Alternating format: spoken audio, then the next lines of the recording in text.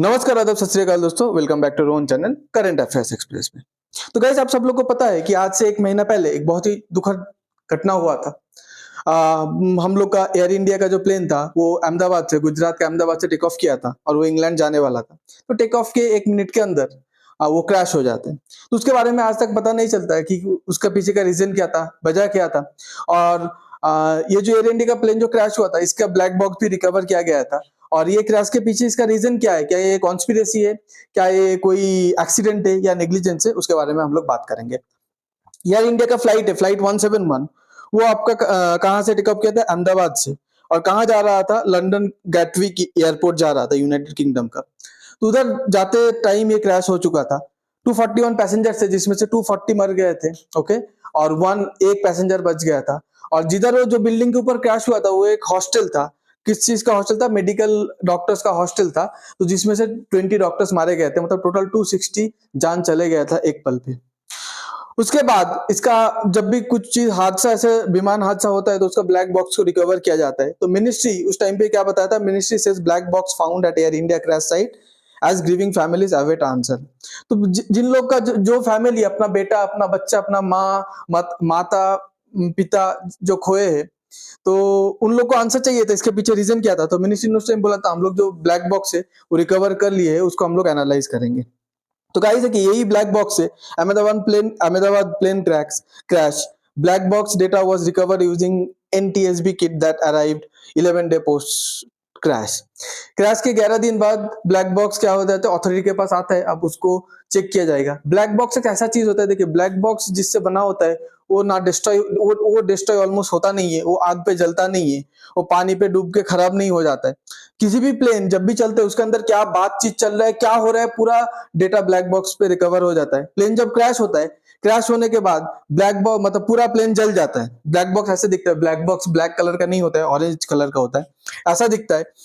तो ये black box के अंदर पूरा डेटा होता है। प्लेन जब क्रैश होता है या पानी में डूब जाता है, ठीक है, वो पूरा जल जाता है, उसका कुछ नहीं मिलता है। तो ब्लैक बॉक्स एक ऐसा चीज है जो इंटैक्ट रहता है, जो सही सलामत रहता है, और जिसके जिसके अंदर पूरा डेटा रहता है कि क्या हुआ था, क्या बातचीत हुआ था क्रैश होने से पहले, पायलट क्या बता रहा था, क्या प्रॉब्लम था, ये सब बात होता है।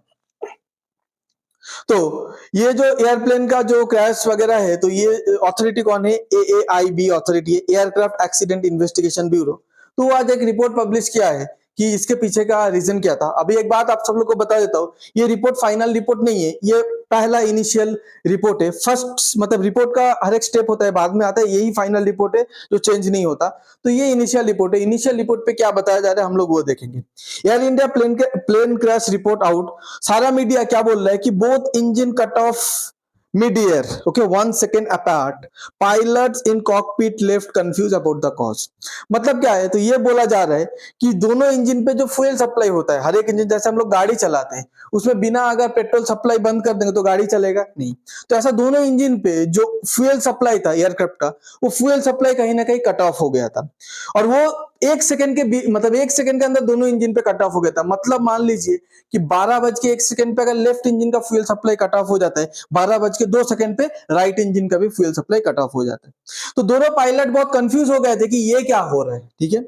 अब इसके पीछे हम लोग रीजन जानेंगे। देखिए, इसके पीछे बहुत बड़ा कॉन्स्पिरेसी बोल सकते हो, या सच को छुपाया जा रहा है आज के डेट पे, आप लोग ये बोल सकते हो। पहले क्या बोला गया है न्यूज चैनल पे, हर एक मीडिया पे, नेशनल मीडिया हो, इंटरनेशनल मीडिया हो, क्या बोला जा रहा है वो देखेंगे।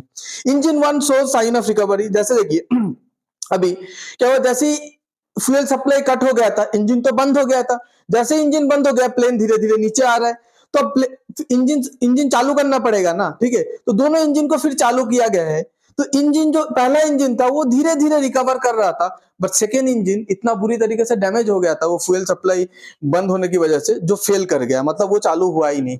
तो एक ही इंजन पे पूरा प्लेन को ऊंचा लेके जाना था। वो ऑलरेडी टेक ऑफ किया था, 1 मिनट हुआ था, मतलब ज्यादा ऊपर नहीं गया है, और वो तुरंत नीचे आ रहा था। तो एक इंजन से पूरा प्लेन को ऊपर लेके जाना था, और वो इंजन अभी फुल्ली फंक्शनल नहीं हुआ है, क्योंकि बंद था ना, जब चालू करते हो थोड़ा टाइम लगता है। तो वो जब तक फुल्ली फंक्शनल हुआ तब तक प्लेन का ऑलरेडी एल्टीट्यूड या हाइट इतना कम था, जब तक वो फंक्शनल हो पाता पहला इंजन और प्लेन को और ऊंचा लेके जा पाता, उसके पहले ही वो क्रैश हो जाता है। ठीक है। तो अभी इसके पीछे अभी आपको पूरा टेक्निकल चीज बताता हूं, तो थोड़ा सा देखिएगा। तो ये टेक्निकल चीज पे क्या होता है, बोला जाता है कि एयरक्राफ्ट का जो फ्यूल सप्लाई है वो काट दिया गया था। ये प्लेन का कॉकपिट का पिक्चर है, और ये जो है ये दोनों आप देख सकते हो, ये फ्यूल सप्लाई का ओके वो स्विच है। तो फ्यूल सप्लाई मतलब ये एक इंजन का फ्यूल सप्लाई बंद करता है, ये दूसरा इंजन का फ्यूल सप्लाई बंद करता है। तो अभी आप इसमें देखेंगे कि फ्यूल सप्लाई बंद करना सब मतलब ये बात को ऐसे ऐसे दिखाया जा रहा है मीडिया पे कि पायलट का ही गलती था, वो गलती से फ्यूल सप्लाई ऑफ कर दिया था, या ह्यूमन एरर था, इसमें प्लेन का कोई गलती नहीं था, ये ऐसा दिखाया जा रहा है। अभी आप लोग को एक बात बताता हूं, पायलट जैसे देखिए फ्यूल सप्लाई अगर कोई गलती से अगर ऑफ करेगा, ठीक है, तो वो कैसे होता है, देखिए गलती से तो ऑफ नहीं हो सकता। फ्यूल सप्लाई एक इतना इंपॉर्टेंट स्विच होता है, इसका दोनों साइड पे ऐसे मेटल का बैरियर रहता है, मतलब आपका हाथ गलती से अगर लग जाएगा तो फ्यूल सप्लाई ऑफ नहीं हो जाना चाहिए।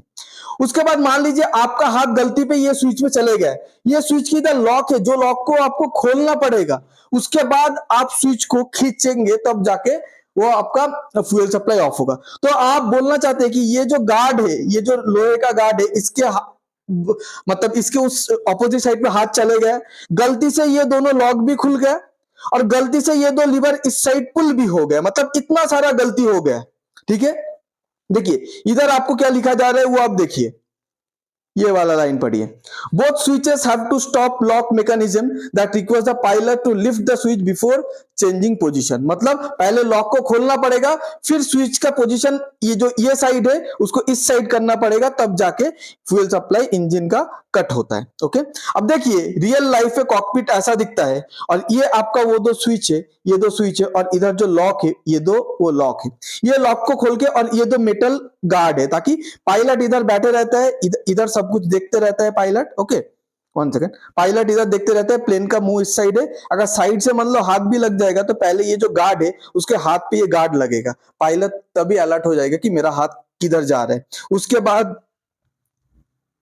उसके बाद ये जो लॉक खोलना पड़ेगा, फिर स्विच को इस साइड खींचना पड़ेगा, तब जाके आपका ऑफ होता है फ्यूल सप्लाई। तो ये गलती से तो हो नहीं सकता। अभी आप सोचेंगे कि ये फ्यूल सप्लाई ऑफ करना क्यों रहता है, हम लोग अगर फ्यूल सप्लाई लेके इतना झमेला हो रहा है तो ये स्विच देना क्यों। कभी कभी क्या होता है, प्लेन जब उड़ता है ना, तो ऐसे क्या होता है, पंछी का बर्ड का झुंड आ जाता है। तो जब बर्ड का ऐसा झुंड आता है तो ये जो इंजन के मुंह पे मतलब इंजन पे बर्ड घुस जाता है, जैसे ही बर्ड घुस जाता है इंजन का अंदर जो भी कुछ सोफिस्टिकेटेड है ना वो टूट जाता है, तो इंजन फेलियर हो जाता है।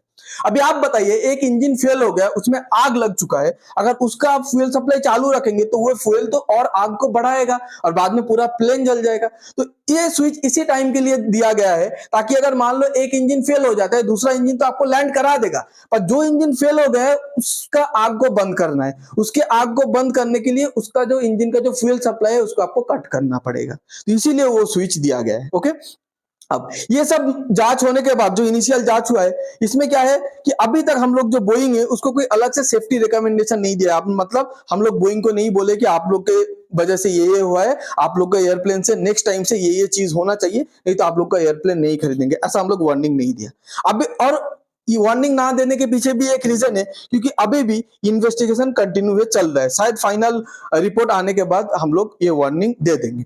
बोइंग पूरे दुनिया पे प्लेन मैन्युफैक्चरिंग पे, पैसेंजर प्लेन मैन्युफैक्चरिंग पे दो कंट्री डोमिनेट करता है, एक अमेरिका का बोइंग और दूसरा है यूरोप का एयरबस। तो इधर बोइंग के प्लेन पे ये सब प्रॉब्लम जो भी हुआ, हादसा हुआ, ये बोइंग का प्लेन था। अब बोइंग हमेशा से सब स्टैंडर्ड क्वालिटी का प्लेन बनाता है, मतलब प्लेन बनाता है, पर उसका जो रेगुलेटरी चेक होना चाहिए, उसका जो सेफ्टी चेक होना चाहिए, बोइंग अच्छे से नहीं करते। अब बोइंग का एक एम्प्लॉय, ठीक है, आज वो हम लोग के बीच नहीं है, ये एक अमेरिकन एम्प्लॉय था जो बोइंग पे काम करता था, जॉन बर्नेट। ओके, ये पहली बात, बोइंग से जब जॉब छोड़ता है पूरे दुनिया को बता देता है। आज यही इंसान की वजह से हम सब लोग को मालूम है कि बोइंग कितना लापरवाह कंपनी है।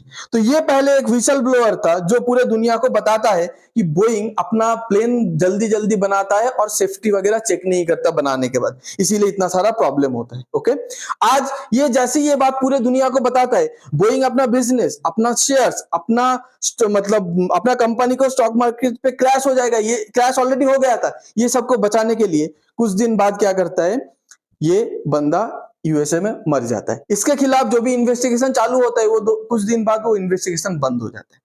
उसके बाद और एक बोइंग का एम्प्लॉय था जो भी एक विसल ब्लोअर था, उसका नाम था जोशुआ डीन, वो भी बोइंग के जो बुरे कारनामे, जो काले कारनामे, उसके बारे में सब पूरे दुनिया को बताता है, पूरे दुनिया को जानकारी देता है कि बोइंग का प्लेन एकदम सेफ नहीं है।